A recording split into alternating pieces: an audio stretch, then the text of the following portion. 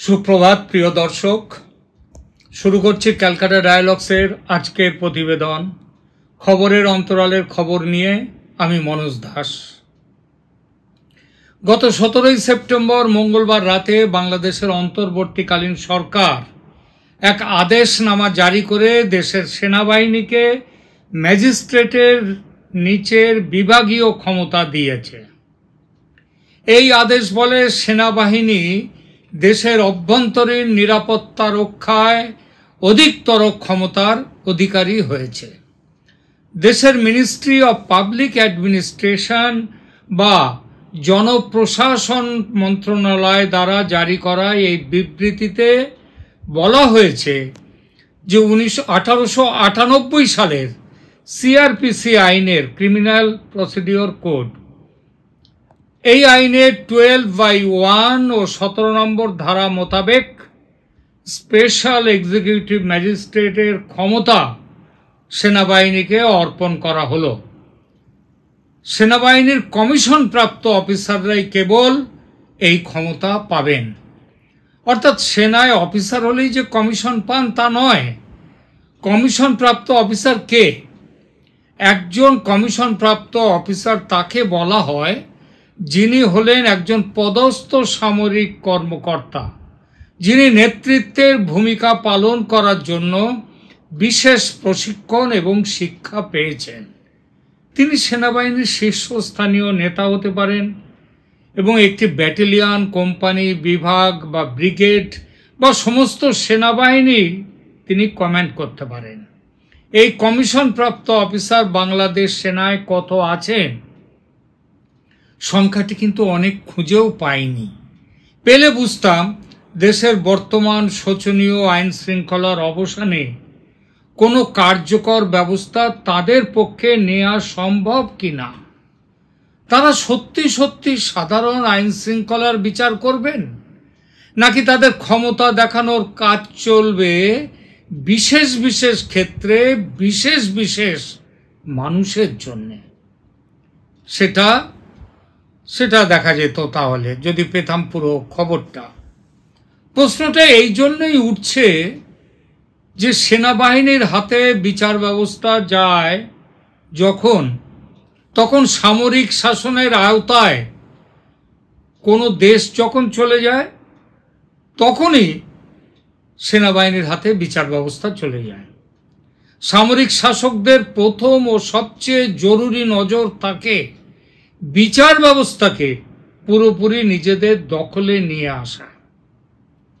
বাংলাদেশে যদিও পুরো বিচার ব্যবস্থা সেনার অধীনে আনা হয়নি, আনা হয়েছে সামান্য কিছু অংশ। আপাতত 60 দিনের জন্য নির্দিষ্ট করা হয়েছে এই ব্যবস্থা। তবে ভবিষ্যতে যে এই সময়সীমা বাড়ানো হবে না, এই গ্যারান্টি কে দেবে? সেনার কথায় কি বিশ্বাস করা যায়? অন্তত বাংলাদেশে এর আগে বিশ্বাস করার মতো অবস্থা কিন্তু আসেনি। কিন্তু তার চেয়ে বড় কথা, অন্তর্বর্তী সরকার নামে একটি তথাকথিত সিভিলিয়ান সরকারকে সামনে রেখে পেছন থেকে সামরিক কর্তাদের দেশ চালানোর এই পরম্পরা বাংলাদেশে কিন্তু এই প্রথম নয়।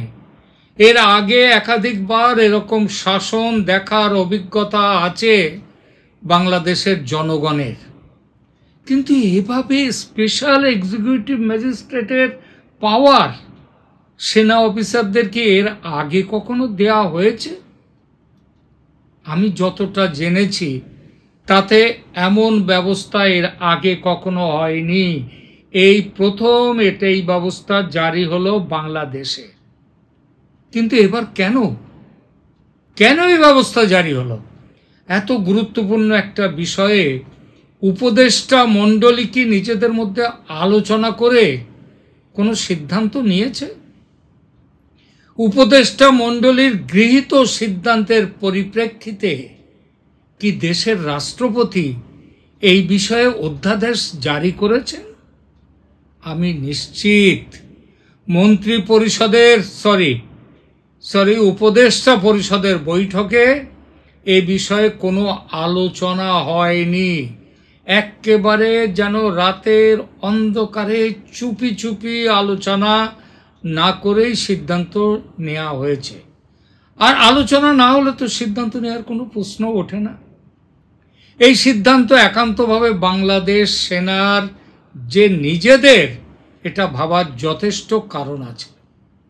এবং এই সিদ্ধান্তের সঙ্গে ডোনাল্ড লুর নেতৃত্বে আমেরিকার প্রতিনিধি মণ্ডলীর সফরেরও কিন্তু একটা যোগ আছে। প্রতিনিধি মণ্ডল সফর শেষ করে চলে গেলেন 16 তারিখ, আর তার পরদিনই 17 তারিখে রাতে রাষ্ট্রপতি মহোদয় এই অধ্যাদেশ জারি করলেন। সরকার, সরকারি দলের লোকজন, সরকারি পক্ষের মিডিয়া গত বেশ কিছুদিন ধরে সমানে দাবি করে আসছিল যে আইন শৃঙ্খলা পরিস্থিতির উন্নতি হয়েছে। স্বয়ং ইউনূস সাহেব একাধিকবার বলেছেন পরিস্থিতি দ্রুত স্বাভাবিক হয়ে আসছে, পুলিশ চাকরিস্থলে ফিরে এসেছে ও আসছে, যারা এখন আসেনি তারাও চলে আসছে, খালি হয়ে যাওয়া পুলিশ ফাঁড়ি প্রায় স্বাভাবিক, দেশের কোথাও কোথাও বিচ্ছিন্নভাবে গন্ডগোল হচ্ছে বটে, তবে সেটা সব দেশেই হয়, শুধু এখানে একটু আলাদা যে হিন্দুদের ওপর একটু আলাদা করে অত্যাচার হচ্ছে। নিশ্চিতভাবেই বলা যায় জুলাই আগস্টে সারা দেশ যেভাবে জ্বলছিল সেই অবস্থা এখন অনেকটাই শান্ত হয়ে এসেছে। এই যখন অবস্থা, তখন কিসের জন্য সেনাকে এই দায়িত্বটা দেয়া হলো? এই কারণের ইঙ্গিত কিন্তু অস্পষ্টভাবে হলেও, অর্থাৎ কোন কারণে দেয়া হয়েছে সেনাকে এই দায়িত্ব, সেই কারণটা অস্পষ্টভাবে হলেও রাষ্ট্রপতি মহোদয়ের আদেশে কিন্তু তার একটা আঁচ পাওয়া যাচ্ছে। সেখানে বলা হয়েছে এই ব্যবস্থা নেওয়া হলো দেশের অভ্যন্তরীণ নিরাপত্তা নিশ্চিত করতে সশস্ত্র বাহিনীকে অধিকতর কর্তৃত্ব প্রয়োগ করতে সক্ষম করার জন্যই এই ব্যবস্থাটা নেওয়া হলো। আরেকবার বলি, দেশের অভ্যন্তরীণ নিরাপত্তা নিশ্চিত করতে সশস্ত্র বাহিনীকে তার কর্তৃত্ব আরো বেশিভাবে যাতে প্রয়োগ করা যায়, তার জন্যেই এই ব্যবস্থাটা করা হলো। তাহলে দুটি বিষয় এখানে লক্ষ্য করার মতো। এক, দেশের অভ্যন্তরীণ নিরাপত্তা নিশ্চিত করা, সেই নিরাপত্তায় বোধহয় কোনো খামতি দেখা যাচ্ছে কিংবা কোনো সম্ভাবনা আছে অন্যরকম কিছু হওয়ার। এবং দুই, সশস্ত্র বাহিনী যাতে বেশি করে তাদের কর্তৃত্ব প্রয়োগ করতে পারে, তার জন্য এই ব্যবস্থা। এই দুটো বিষয় নিয়ে একটু আলোচনা করা যাক। সিআরপিসি সেকশন 64, 65, 83, 84, 86, 95/2, 100, 105, 107, 109, 110, 126, 127, 128, 130, 133 এবং 142 এই ধারাগুলির অধীনে কোনো অপরাধ সংঘটিত হলে সেনা অফিসার তার ম্যাজিস্ট্রেটের ক্ষমতা বলে এই অপরাধগুলির বিচার করতে পারবেন এবং সর্বোচ্চ 2 বছরের শাস্তি দিতে পারবেন। যদিও আদেশে এটা বলা আছে যে সেনা তার কাজ করবে জেলা ম্যাজিস্ট্রেট বা ডেপুটি কমিশনারের নজরদারির মধ্যে থেকে, তাদের মধ্যে থেকে। এটাও হচ্ছে চোখে ধুলো দেওয়ার একটা চেষ্টা। সেনা তার মতো কাজ করবে, ওই কথায় কথায় জেলা ম্যাজিস্ট্রেট বা ডেপুটি কমিশনারের কাছে পারমিশন নিতে যাবে, তাদের কাছে রিপোর্ট করবে, এটা নয়। এটা হচ্ছে একটা চোখে ধুলো দেওয়ার জন্য কথাটা বলা হয়েছে। এই যে ধারাগুলোর কথা বললাম, এটা নিয়ে যথেষ্ট আলোচনা আপনারা শুনেছেন। সুতরাং এই ধারাগুলি আপনারা দেখে দেন যে এর মধ্যে বিপজ্জনক অপরাধ বিষয়ের ধারা কিছু নেই, বেশিরভাগই ছোটখাটো ক্রাইম সংক্রান্ত। এগুলো দেশের ইন্টারনাল সিকিউরিটিতে কি সমস্যা তৈরি করবে সেটা কিন্তু বোঝা দায়। আসলে এইসব অপরাধের বিচারের জন্য সেনা কর্তৃপক্ষ কিন্তু এই ব্যবস্থাটা নেয়নি।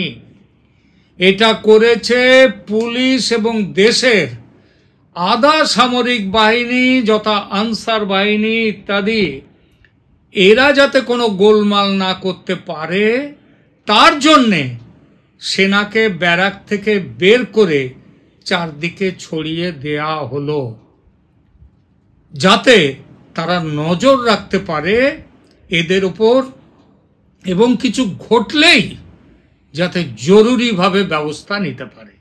অথচ দেখুন, ছাত্র জনতার আন্দোলন যখন তুঙ্গে, যখন প্রধানমন্ত্রী শেখ হাসিনা সেনাকে ব্যারাক থেকে বের করে আন্দোলন মোকাবিলার জন্য রাস্তায় নামতে বলেছিলেন, তখন সেনাপ্রধান সেই নির্দেশ মানতে অস্বীকার করেছিলেন।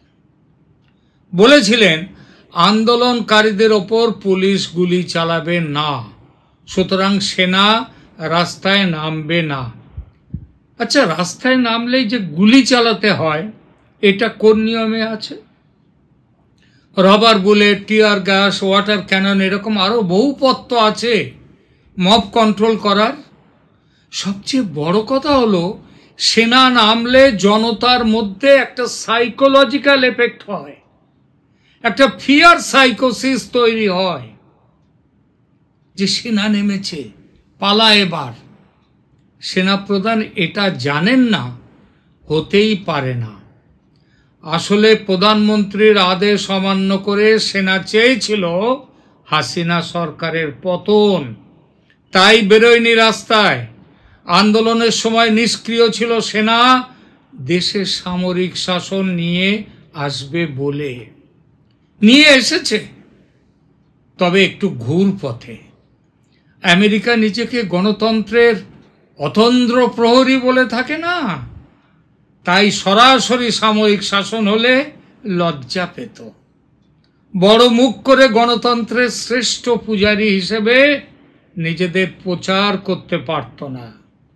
তাই ডক্টর ইউনুস নামক মুখোশটিকে পরিয়ে দিয়েছে সেনার মুখে, আর মার খেয়ে শহীদ হয়েছে, দুর্নাম কুড়িয়েছে বেচারি পুলিশ। যখন একের পর এক পুলিশ ফাঁড়ি পোড়ানো হচ্ছে, পোড়াচ্ছে আন্দোলনের নামে ছাত্র নামধারী দুর্বৃত্তরা, তখন আর্মির উচিত ছিল এগিয়ে আসা। কিন্তু আইন শৃঙ্খলা রক্ষার কথা, পুলিশকে বাঁচাবার কথা, পুলিশ বাহিনীকে রক্ষার কথা বিবেচনাতেই আনেনি সামরিক বাহিনী। ফলে লুট হয়েছে অস্ত্র, পুলিশের আগ্নেয়াস্ত্র, একটা দুটো নয়। সংখ্যাটি শুনলে আঁতকে উঠবেন বাংলাদেশের শান্তিপ্রিয় মানুষ যারা। এবার শুনুন, লুট হয়ে যাওয়া অস্ত্রের হিসাবটা একটু দিই। তথ্যটি আমার বানানো নয়, ঢাকার পুলিশ হেডকোয়ার্টার থেকে প্রচার দেয়া হয়েছে এই তথ্য, এবং সেই তথ্য প্রকাশ করেছে ট্রিবিউন পত্রিকা। 5ই সেপ্টেম্বর পর্যন্ত অস্ত্র লুটের হিসাব পত্রিকাটিতে ছাপা হয়েছে 7ই সেপ্টেম্বর তারিখে। কত অস্ত্র লুট হয়েছে শুনুন একটু, সব বলছি না, কিছুটা বলছি। চাইনিজ রাইফেল লুট হয় মোট 1135টি, বাংলাদেশি রাইফেল 10টি, শর্ট মেশিন গান 251টি, লাইট মেশিন গান 32টি, পিস্তল 1556টি, 9x19 mm SMG SMT 33টি, শর্ট গান 1691টি, গ্যাস গান 593টি। এছাড়া অন্যান্য অস্ত্র খোয়া গেছে প্রচুর। সব মিলিয়ে লুট হওয়া আগ্নেয়াস্ত্রের সংখ্যা সর্বমোট 5818টি। তার মধ্যে কিছু উদ্ধার হয়েছে বটে, তার হিসাবও দিয়েছে হেডকোয়ার্টার থেকে, সেগুলো আর বলছি না। তবে এখনো প্রচুর অস্ত্র উদ্ধার হয়নি। এছাড়া গোলা বারুদ খোয়া যাওয়ার একটা পরিমাণটাও দেয়া হয়েছে, সেটাও একটু শুনুন। বিভিন্ন ক্যালিবারের বুলেট সেখান থেকে লুট হয়েছে 6,09,262টি। টিয়ার গ্যাস সেল 32,005টি। টিয়ার গ্যাস গ্রেনেড 1455টি। সাউন্ড গ্রেনেড 4,692টি। আরও আছে, পুরো হিসেব দিতে গেলে অনেক সময় লাগবে, তাই থামছি। হারিয়ে যাওয়া এই বিপুল অস্ত্র ভাণ্ডারের কিছু উদ্ধার হয়েছে বটে, তবে উদ্ধার না হওয়া অস্ত্রের পরিমাণ এখনো প্রচুর। এইসব অস্ত্র যখন লুট হয়েছে তখন সেনা তাদের ব্যারাকে বসেছিল, কারণ সাধারণ ছাত্রদের ওপর গুলি চালাবে না। আর এই যে অস্ত্র লুট শুনলেন, তার হিসাব এগুলো সাধারণ ছাত্ররা করেছে, এটাই কি মনে হয় আপনাদের? এমনকি সচিবালয়ের বাইরে বিক্ষোভরত আনসার বাহিনীও যখন আগ্নেয়াস্ত্র নিয়ে ঝাঁপিয়ে পড়ে, আগ্নেয়াস্ত্র বাহিনীর ওপরে যখন আগ্নেয়াস্ত্র নিয়ে ঝাঁপিয়ে পড়ে কোথাকার ঢাকা বিশ্ববিদ্যালয়ের ছাত্ররা, তখনও ব্যারাকে বসেছিল সেনা। এখন নামছে রাস্তায় ম্যাজিস্ট্রেটের কাজ করতে। ভালোই ভালোই, আমরা সবাই মিলে আপনারা স্বাগত জানান। এখনকার মতো এখানেই শেষ করছি। তবে শেষ করার আগে একটি কথা বলার, আপনারা জানেন সর্বকালের সর্বশ্রেষ্ঠ বাঙালি নামের যে সমীক্ষাটি আমরা শুরু করেছি, গত কয়েকদিন ধরে প্রচুর মানুষ তাতে সাড়া দিয়েছেন। আপনি যদি এখনও আপনার তালিকা না পাঠিয়ে থাকেন তবে এখনই পাঠিয়ে দিন। সহজ নিয়ম, নিজের পছন্দের ক্রম অনুসারে 5 জন শ্রেষ্ঠ বাঙালির নাম লিখুন আমাদের কমেন্ট সেকশনে এবং পাঠিয়ে দিন। মনে রাখবেন 5টা নামই কিন্তু লাগবে, 1টা 2টো 3টে কিংবা 4টে নয়। এই সঙ্গে সাবস্ক্রাইব করে দিন ক্যালকাটা ডায়ালগসের আমাদের এই চ্যানেলটিকে। এছাড়া আমাদের ইমেল অ্যাড্রেস আছে calcatadialogsmanoj@gmail.com। এই ঠিকানাতেও আপনারা পাঠিয়ে দিতে পারেন আপনাদের পছন্দের তালিকা। ধন্যবাদ। Have a good day.